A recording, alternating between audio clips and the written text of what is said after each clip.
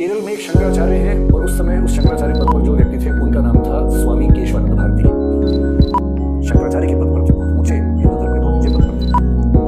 उनका मठ था, मठ की संपत्तियां थी, मठ की तमाम संपत्तियां थी। और वो संपत्ति केवल मठ की संपत्ति नहीं, मठ की प्रॉपर्टी से बहुत सारे उद्यम भी चल रहे थे जिससे कमाई मठ को मिलती थी।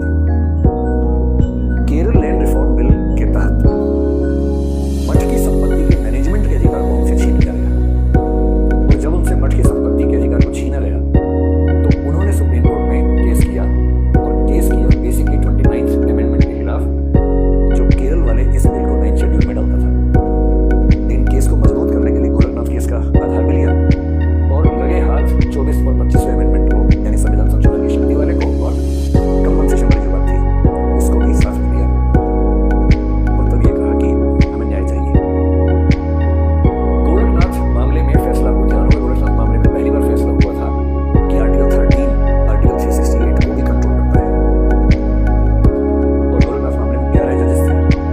क्योंकि केशवानंद भारती मामले में गोरखनाथ मामले पर पुनर्विचार हो रहा था इसलिए इसमें 13 जजेस की बेंच बनी और रोचक बात उस समय सुप्रीम कोर्ट में कुल जजेस कितने थे? 13 ही थे।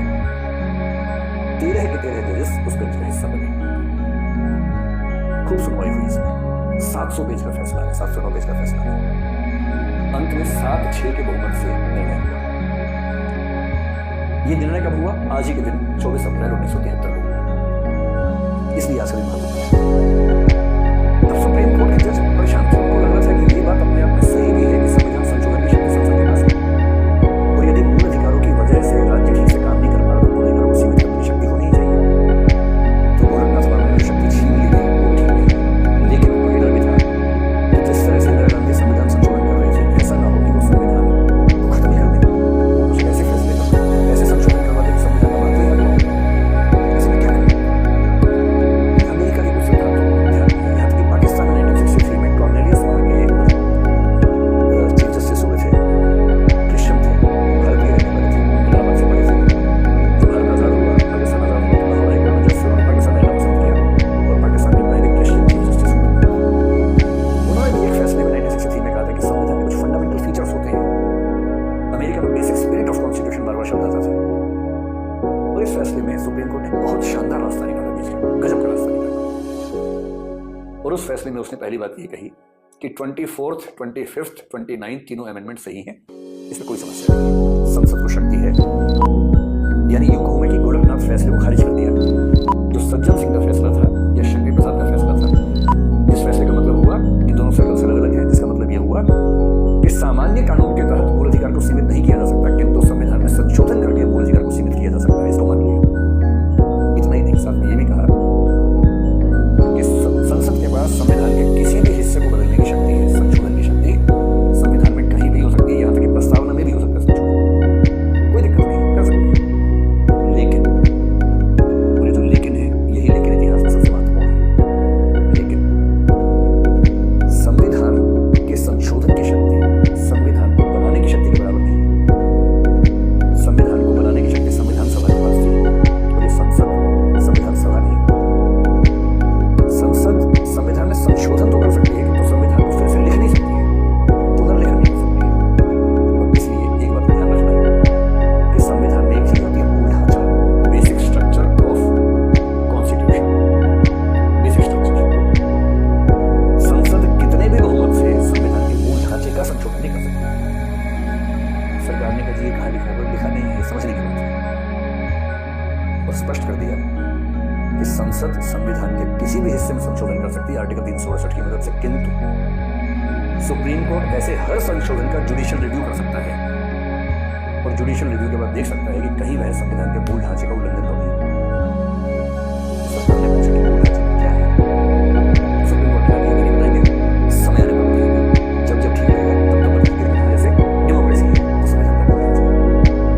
आगे चल के सुप्रीम कोर्ट ने कहा कि धर्मनिरपेक्षता, ऐसा तो वही केस में धर्मनिरपेक्षता ये संविधान का मूल ढांचा है। ऐसी बहुत सारी चीजें हैं उनको हम संविधान का मूल ढांचा मान सकते हैं। इस बात से ये कहना कि सुप्रीम कोर्ट ने इंदिरा गांधी को खारिज कर दिया, ऐसा नहीं है, क्योंकि उसने 24वां 25वां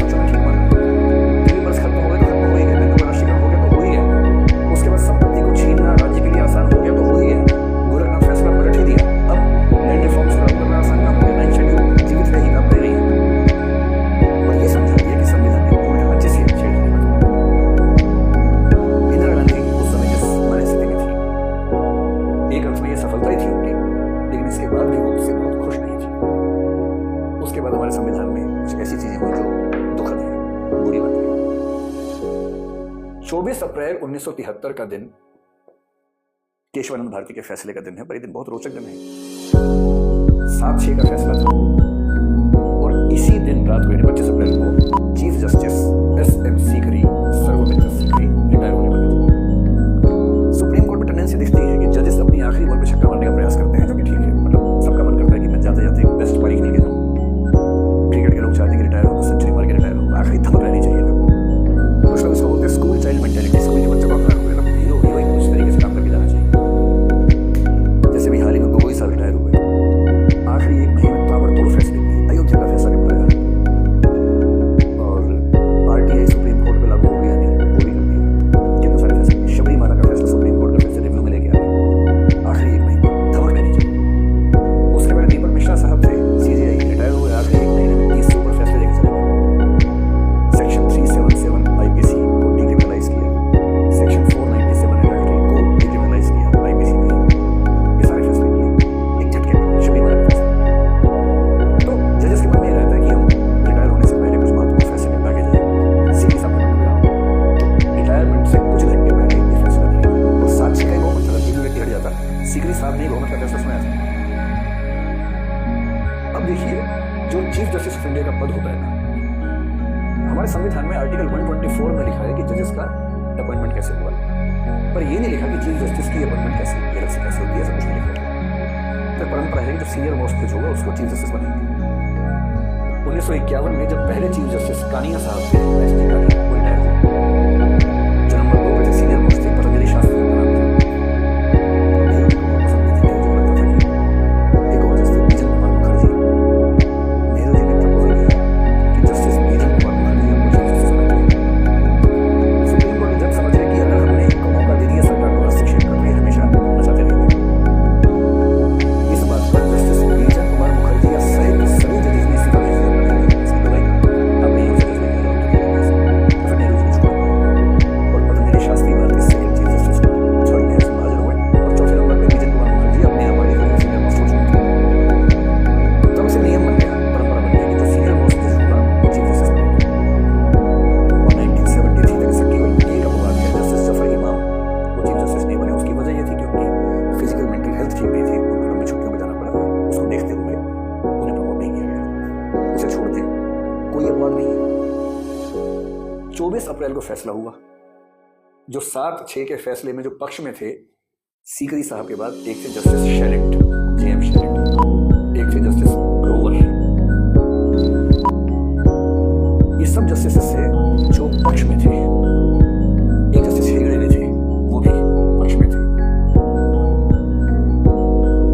और जो विरोध में थे, विरोध के जजेस में एक थे जस्टिस A.N. रे, जिन्होंने विरोध के 6 व्यक्तियों का फैसला सुनाया था। संविधान कहता है कि जब जजेस बटे होंगे तो विरोधी जज भी अपना फैसला सुना सकेंगे, किंतु वो इंप्लीमेंट नहीं हुआ, इंप्लीमेंट वही होगा बहुमत का फैसला हुआ। इनके बाद जो जजेस और इसमें बहुत प्रसिद्ध थे, उनमें से एक जस्टिस हमीदुल्लाह बेग, मिर्जा हमीदुल्लाह बेग, एक थे जस्टिस YV चंद्रचूड़। ये सब जजेस इस केस में शामिल थे। और पक्ष वालों में एक व्यक्ति और थे, हंसराज खन्ना, जो भारत के सबसे महान जजेस में से एक माने जाते हैं, बाद में राष्ट्रपति के चुनाव भी लड़ा। 24 अप्रैल को फैसला आया, 25 अप्रैल चीफ जस्टिस का आखिरी दिन था। स्वाभाविक ये था कि सीनियर मोस्ट जज बनेंगे और उनके बाद सीनियरिटी में नंबर 2, 3, 4 पर ये 3 जज थे और ये तीनों बेसिक स्ट्रक्चर फैसले के पक्ष में थे, यानी इंदिरा गांधी की सरकार के खिलाफ इन्होंने किया। और इंदिरा गांधी जी ने क्या किया, 25 अप्रैल को फैसला किया कि अगले चीफ जस्टिस A.N. रे होंगे। ये घोषणा होते ही इन 3 जजेस ने इस्तीफा दे दिया और A.N. रे ने वो कदम नहीं उठाया जो बीजन कुमार मुखर्जी ने फर्जी बनना उठाया था, वो चीफ जस्टिस बन गए और न केवल बन गए बल्कि धूमधाम से बन गए। 1973 से 1977 तक 4 साल तक चीफ जस्टिस रहे A.N. रे। इसी बीच में इमरजेंसी लगी, आपातकाल लगी। आपातकाल के 19 महीनों के बारे में सबसे बुरा सच ये है कि 19 महीनों में सुप्रीम कोर्ट ने सरकार का साथ दिया, जनता का साथ नहीं दिया। एक मामला आया था बंदी प्रत्यक्षीकरण का मामला, ABS वापस case Shivkant Shukla versus Indian Jabalpur का मामला, बहुत महत्वपूर्ण मामला है। जनता के अधिकार, 9 हाई कोर्ट की सुरक्षा के लिए सुप्रीम कोर्ट ने जनता के अधिकार को खत्म कर दिया। और उस फैसले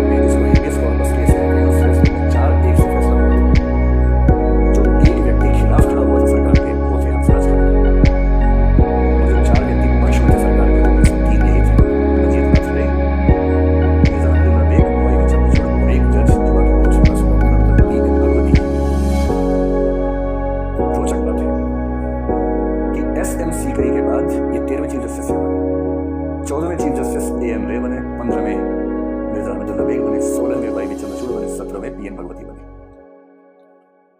इनमें से 2 तो सीनियरिटी से ही बने, लेकिन 2 चीफ जस्टिस सीनियरिटी से नहीं बने, जिनमें से एएन सीनियरिटी से नहीं बने। 77 में जब एएन रिटायर हुए तो सीनियर मोस्ट कौन थे? हंसराज खन्ना थे। पर हंसराज खन्ना ने केशवन भारती केस में भी और बंदी प्रत्यक्षीकरण मामले में भी इंदिरा सरकार के खिलाफ फैसले लिए थे।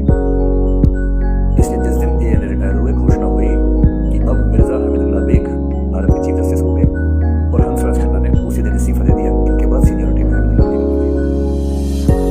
एक खराब परंपरा बनी कि सुप्रीम कोर्ट का चीफ जस्टिस वो बनेगा जो सरकार की हामी हाथ करेगा।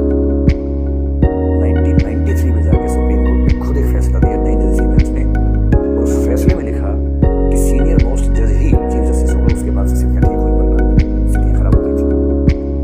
संविधान के मूल ढांचे के इस डॉक्टर ने हमारे संविधान की रक्षा बहुत बड़े बड़े खतरों में की है। नानी पालखीवाला इस मामले में भी वकील थे, उन्होंने सरकार के छक्के छुड़ा दिए।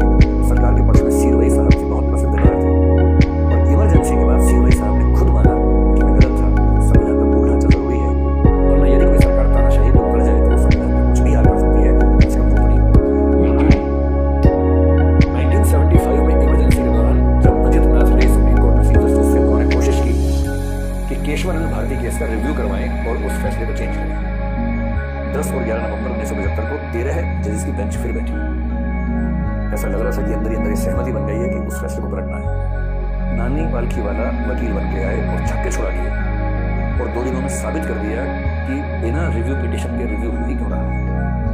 अंदर ही अंदर जजेस में भी असंतोष होने लगा, अपने आप को संभाल नहीं सकता हूँ, और 2 दिन बाद बेंच भंग करनी पड़ी, कभी करने के साहस नहीं थे।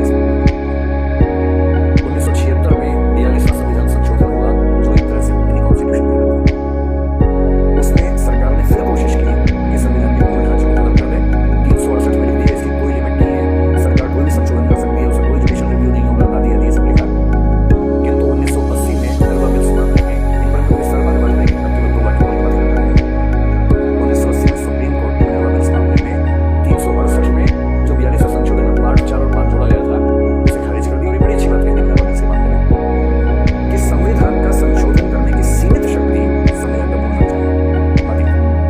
यानी संविधान के मूल ढांचे में ही निहित है कि संसद संविधान सीमित संशोधन कर सकती है, असीमित संशोधन नहीं कर सकती। एक आखिरी प्रश्न बचा हुआ था, और वो ये कि यदि संसद कोई कानून बना दे, उसको 9 शेड्यूल बना दे, और वो मूल ढांचे के खिलाफ हो, तब क्या होगा? 9 शेड्यूल पर तो रिव्यू होता नहीं है, आज तक नहीं हुआ था। और 1981 के वामन राव के मामले में, एक बहुत प्रसिद्ध मामला है वामन राव के मामले में, सुप्रीम कोर्ट ने एक बड़ी अच्छी बात कही थी